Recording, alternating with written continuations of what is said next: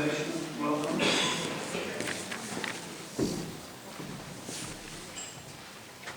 So it's great to be here and to be with people who are interested in bringing attention to the critical role that libraries play in successfully attaining broader and deeper digital empowerment.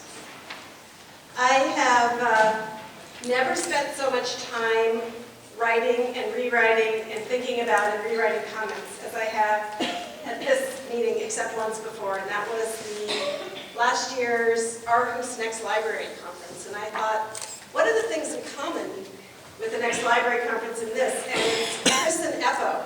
So the next time I'm invited to speak with Chris and Eppo, I'm never going to accept it. But I will say that I'm going to keep rewriting this because I've learned so much already today, and I've tried to incorporate my new thoughts, and it's hard to do that and be prepared to speak. I am really blessed to be in my role at Global Libraries because I've been a librarian forever. Let me give a little background about the Bill&Melinda Gates Foundation and the Global Libraries initiative that I am part of, and why we're committed to e-inclusion, and why we believe that libraries are the key agent in improving participation of all individuals and communities in all aspects of the information society. The Foundation's work with libraries is based on the fundamental belief that all of our programs have, that all lives have equal value, and that every person deserves the right to lead and live a healthy and productive life. At the Foundation, we believe that access to information and knowledge helps transform and improve people's lives. Bill&Melinda Gates believes strongly that people who are disadvantaged in society can be equalized through the use of technology. In 1997, when they decided to really start their philanthropy and thus start the foundation, it was based on this concern about inequity. And at that point, it was increasingly clear to them that what was then called the digital divide was very real, and it was growing. And they decided to invest in U.S. public libraries as the best way to reduce this opportunity gap. Therefore, the very first philanthropic effort of the Gates family was through e-inclusion through public libraries. A lot of people say, why public libraries? Well, first of all, information is the core mission of public libraries. They're trusted institutions, they're open, free, and available to all community members. They're also supported by the community, have steady, ongoing financial support and public support. And they have trained staff who see their role to help as being people who help facilitate information access and individual skill development. The U.S. Libraries program, which was, as I said, and I love to say this, the first I can't even say it, the first gift of the Gates family, was and remains extremely successful. However, we learned incredibly important lessons from our work there. Our motto at that time was, if you can reach a public library, you can reach the internet. But that mission was much too simplistic. When you get to the library, is it open? Are staff trained? Do the public know how to use technology? Has the technology been updated? What about financial and service sustainability? And are libraries places people want to go? We revised our approach and began to focus not just on hardware, but on 7 key areas of the library environment that we believe lead to successful public libraries. Libraries must first meet user needs, ensuring there is local and aggregated great digital content, ensuring that libraries stay relevant in however that may be. The second is to provide training for staff and the public, so people don't just have physical access, but know how to put it to use effectively. The third is to create inviting public spaces that allow for social interaction and that are designed to allow for new kinds of use and community engagement.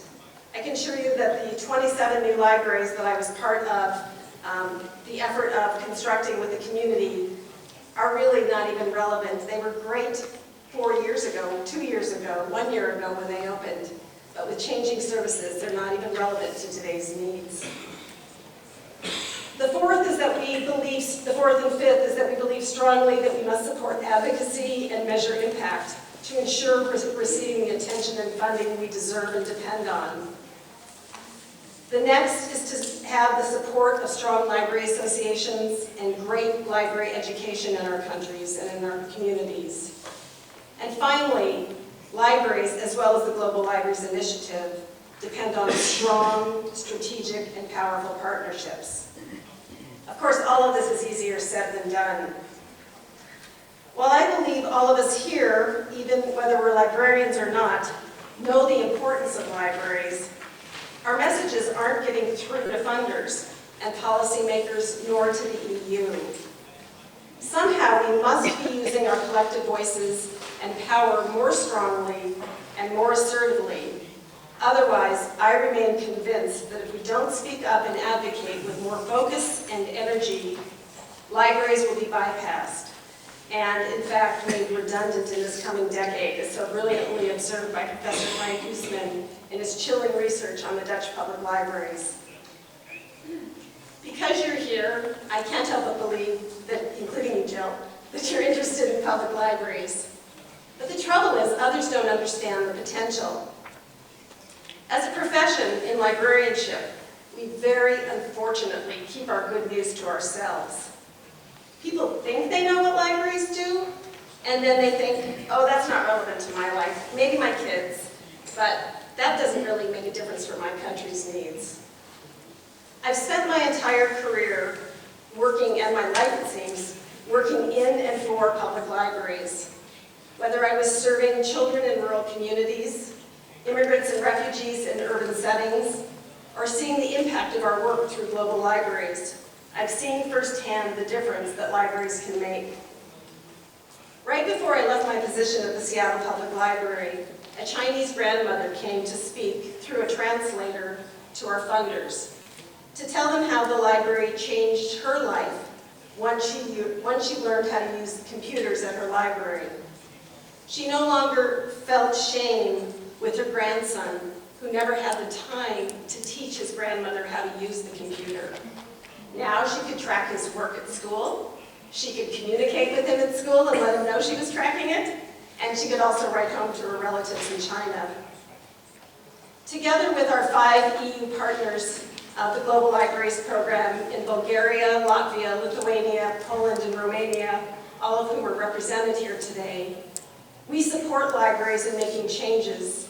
So like the pride of the individual grandmother, we see the pride and enhanced status of entire communities and countries through their public libraries. We play an increasing role in achieving the goals for the European digital agenda, including unleashing the potential of ICT to benefit society and to empower all Europeans with digital skills and accessible online services. Our investment in the 5 Eastern European countries includes not only a financial investment of more than $135 million, but for all of Europe, you have the strong commitment of the Foundation to use our voice however possible to the broader public library field. At the Foundation, we know that over time, more and more people have computers and access to the internet. However, without librarians, without those important information navigators, they don't know how to find the information they need. As we saw on the slides, more than half of the Europeans use the internet each day. But how many of them actually know how to use it? And of the other 30% that aren't using it yet, what about them? What are we going to do? In Lithuania, after the active engagement of librarians in the role of e-inclusion agents, twice as many people began using public internet access in the library in 1 year. That targeted, focused attempt led to twice as many people using the library. And most of these new users were retired, unemployed, or came from low-income households. And we know that almost 70% of those users didn't have access at home, and almost half of them had insufficient IT skills before coming to the library. And I think my colleagues in Latvia could tell you they've seen the same measured results in their country. Libraries today are equipped with better technology but more importantly, librarians are able to provide the basic training and advice to the public. Europe has a well-developed and very wide, as is evidenced here and wherever I go in Europe, library network. When it comes to educational opportunities, social welfare skills, healthcare, and employment, libraries are frontline service providers. Yet why is it that all over the world, from Seattle to the EU countries to Vietnam, that when government has goals for improving digital literacy and access, they place technology in post offices or in schools, or worst of all, they create new institutions where there wasn't one before. In Romania, EU structural funds for e-government services designed by the Ministry of Communication and Information Society totally left libraries out of their planning. In the same country, the Ministry of Tourism wanted to open tourist information access points in villages at a large cost and hire new employees instead of thinking of the libraries. Wouldn't the money have been better spent to invest in strengthening the public libraries of Romania? Libraries need to be thought of as institutions of first response in meeting constituent computer and information needs by the European Union authorities. If they hope to reach out to marginalized population and meet their social inclusion goals, or if they really want to reach their digital e-governance and digital social service strategies, they need to start by first partnering with and then investing resources in public libraries. In this European Year of Combating Poverty and Social Exclusion, as well as in the context of the new digital agenda for Europe, we can, if we do more than talk to ourselves, gain the recognition and support that public libraries deserve for the important role they play. But this will never change without all of us banding together and advocating with energy. There will be no new approach to e-inclusion, technology, and content for public libraries if we don't do this. From my vantage point, 38 years and 6 months into this work, the world of libraries has changed radically. But unfortunately, one thing remains the same. Libraries are undervalued and librarians aren't recognized. Let's end this cycle of underfunding and being ignored and take a pledge to help revive libraries and together inspire policymakers everywhere. Now is really our time, and I believe we can do it. The Global Libraries Initiative at Gates Foundation is a sponsor here because we want to partner with all of you to make a difference through strong public libraries. In closing, I want to end where Chris began this conference and read from the sad but beautiful obituary that was in last week's Guardian for Bob McKee.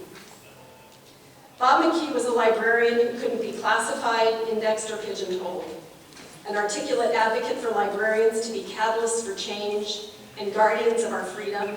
He died unexpectedly. Bob predicted in his 1985 book, The Information Age, that, quote, the biggest gap in the new millennium will not be between rich and poor, but between the information rich and the information poor. The rest of his life was spent encouraging his profession to bridge that gap. A champion of keeping libraries free, he called them, quote, the nation's most inclusive, pervasive, and effective instrument of learning. Bob used to joke that what librarianship needed was its own Indiana Jones, to do what Indiana Jones did for archaeology for libraries. So let's go forward in that spirit, no longer simply addressing the problem, but let's commit to finally solving the problem and ensuring that every European is digitally strong and knowledgeable. Thank you.